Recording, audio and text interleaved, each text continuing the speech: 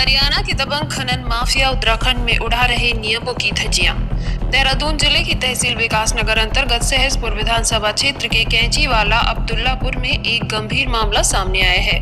यहां हरियाणा से आए खनन माफिया ने स्वर्णा नदी के किनारे खुले मैदान में स्टोन क्रशर स्थापित कर उत्तराखंड सरकार की खनन नियमावली को खुलेआम ताक पर रख दिया है।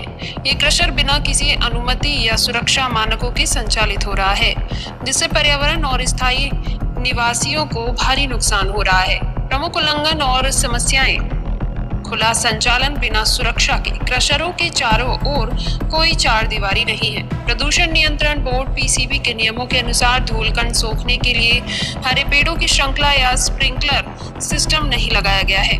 दूषित पानी का सीधा नदी में निर्वहन, क्रशर से निकलने वाला गंदा जहरीला पानी बिना किसी रिसाइकलिंग प्लांट के स्वर्णा नदी में छोड़ा जा रहा है। ये पानी आगे आसन झील में मिलता है, जहां हजारों जलीय जीवों और प्रवासी साइबेरियन पक्षियों जैसे साइबेरियन क्रेन आदि की जान खतरे में पड़ गई है। माफिया का दबंग रवैया: क्रशर संचालक हरियाणा मूल के खुले मैदानों में मशीनों पर बंदर की तरह कलाबाजी करते नजर आते हैं, जो हंसी का पात्र बन गया है, लेकिन पर्यावरणीय खतरे को दर्शाता है। प्रशासन की नाकामी: उत्तराखंड खनन नियमावली, जिसमें क्रशर के लिए न्यूनतम दूरी, प्रदूषण नियंत्रण, पानी प्रबंधन आदि अनिवार्य है, की धज्जियां उड़ रही हैं। सफेद पोस्ट संरक्षण में ये क्रशर चल रहा है।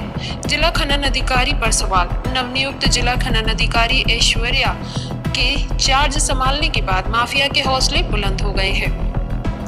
अधिकारी मुख्य रूप से ट्रैक्टर ट्रॉली या छोटे वाहनों के पीछे भागकर ड्यूटी पूरी करते दिखते हैं, लेकिन ऐसे बड़े अवैध क्रशर जोन तक पहुंचने की हिम्मत नहीं जुटा पा रहे हैं। सप्ताह में 2-4 छोटे वाहन पकड़कर रिपोर्ट भेजना उनकी कार्यवाही बन गई है।